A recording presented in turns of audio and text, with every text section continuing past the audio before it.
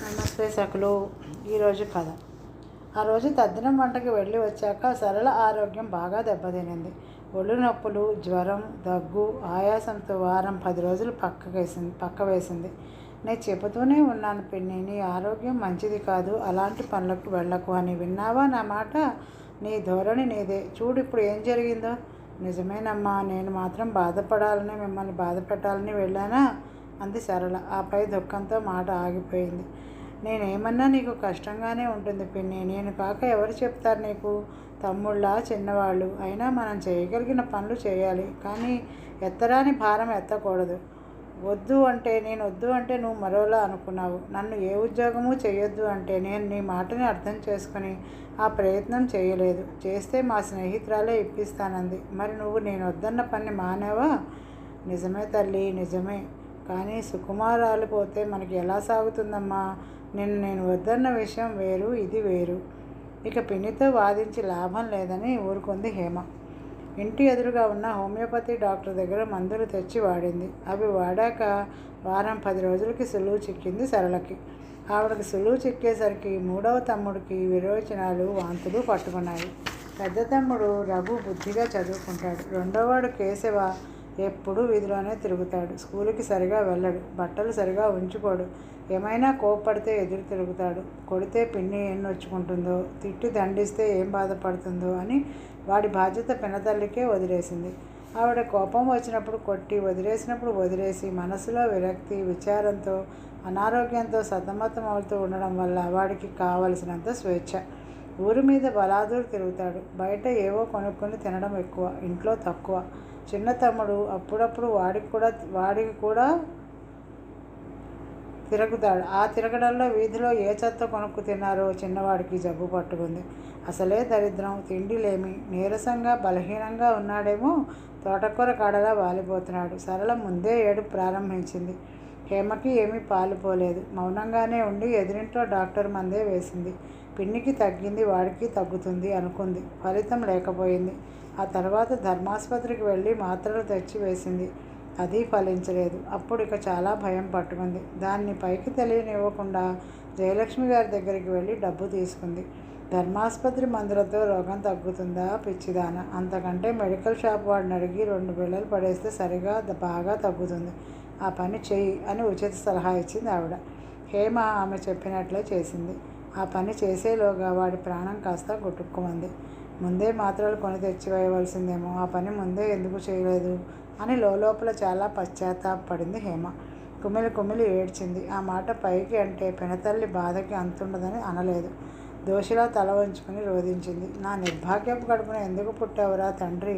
నేనే పోయి ఆయనే ఉంటే బాగుండేది. అసలు నేను పెళ్ళెందుకు చేసుకోవాలి తండ్రి? మిమ్మల్ని ఎందుకు కనాలి అని సరళ అర్థం పర్థం లేని మాటలతో పిచ్చి పట్టినట్టు ఏడుస్తోంది. ఆ చిన్నారి బలహీన ప్రాణి దరిద్రానికి బలైపోయాడని ఇద్దరికీ తెలుసు. ఇరుగు పొరుగు వచ్చి ఇద్దరిని ఓదార్చి స్నానాలు అవి చేయించాక తండ్రిలానే వీడు జారుకున్నాడని, అప్పుడే 100 ఏళ్ళు నిండిపోయాయని, ఇంకా ఎందరు చేయి జారిపోతారో అని మూగగా ఏడ్చి ఆ తర్వాత పిన్నిని ఓదార్చసాగింది హేమ. ఊరుకో పిన్ని, పోయిన వాళ్లే పుణ్యాత్ములు, సుఖజీవులు. ఉండి మన ఇంట్లో వాడికి ఏం సుఖం? మనం వాడికి కావలసినవి ఏమి ఇవ్వగలం అన్నది.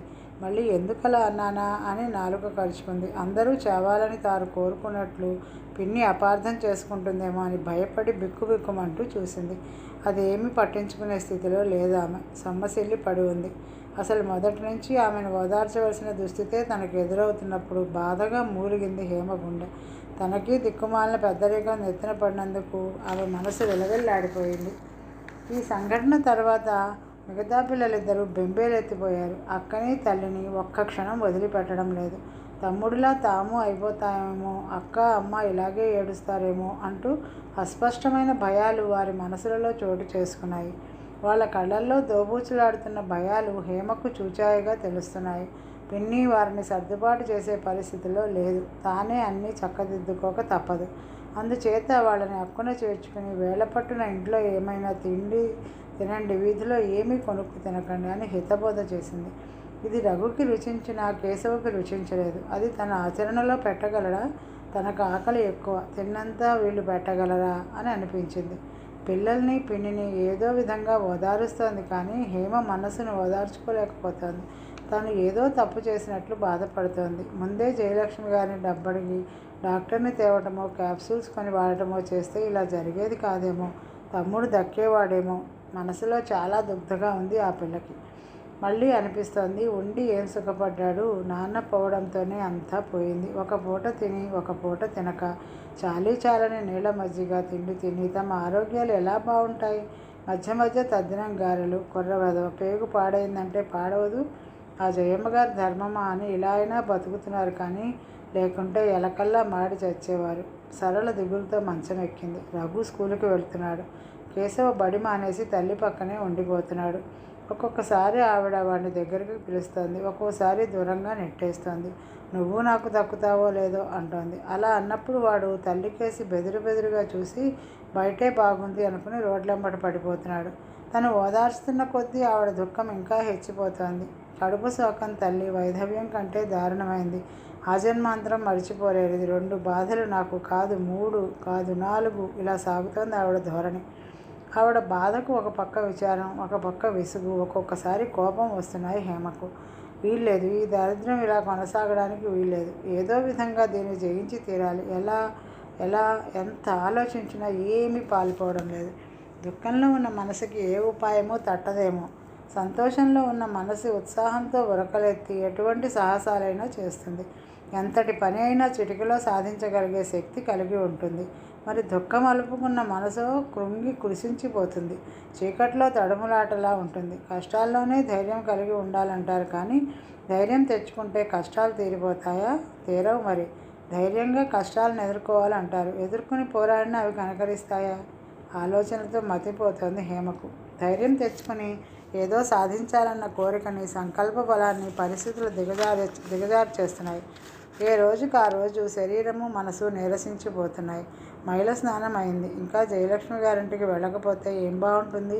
ఏడుస్తూ కూర్చుంటే రోజులు ఎలా గడుస్తాయి? మామూలుగా ప్రైవేట్ చెప్పడానికి బయలుదేరింది హేమ. మీ తమ్ముడు పోయాడా? అయ్యో, డాక్టర్కి చూపించలేదా అని మామూలు ధోరణిలో అడిగింది జయలక్ష్మి గారు. ఆ మాటకి దుఃఖం పెళ్ళుబుకి వచ్చింది. గొడ్ల నీరు కుక్కుకుంటూ చెప్పలేను అన్నట్లు తలాడిస్తూ పమిట కొంగు నోట్లో కుక్కుంది. గుండెల్లో దుఃఖం సముద్ర కెరటాల్లో ఎగిసిపడుతోంది. కారణం దరిద్రమే అని అంతరాంతరాల్లో నుంచి మనసు సముద్రంలాగే ఘోష పెడుతోంది. చివరికి ఎలాగో పెదవి విప్పి మా కర్మ అండి అంది. కన్నీటితో చిత్తడి అయిన హేమ అందమైన ముఖం, కులాసాగా ఉండవలసిన వయసులో ఆ పిల్లని ఎత్తిన పడుతున్న కష్టాలు చూస్తుంటే జయలక్ష్మి గారికి దృఢచిత్తం కూడా కరిగి నీరైపోయింది. హేమను దగ్గరికి తీసుకుని గుండెలకు హత్తుకుని ఈ రోజుకి ప్రైవేట్ వద్దులే అని పిల్లల్ని ఆడుకోమని పంపించింది. హేమ ఆవిడ గుండెల్లో తలదార్చుకుని ఓదార్పు పొందింది. తరువాత ఇదే సమయం అని అడిగింది. ఏమండి, నాకు మరో 4 ప్రైవేట్లు కుదిర్చి పెట్టండి. నాకు కొద్దిగా జాకెట్లు అవి కుట్టడం వచ్చు. వాయిదాల పద్ధతి మీద ఓ కుట్టు మిషన్ కూడా ఇప్పించండి.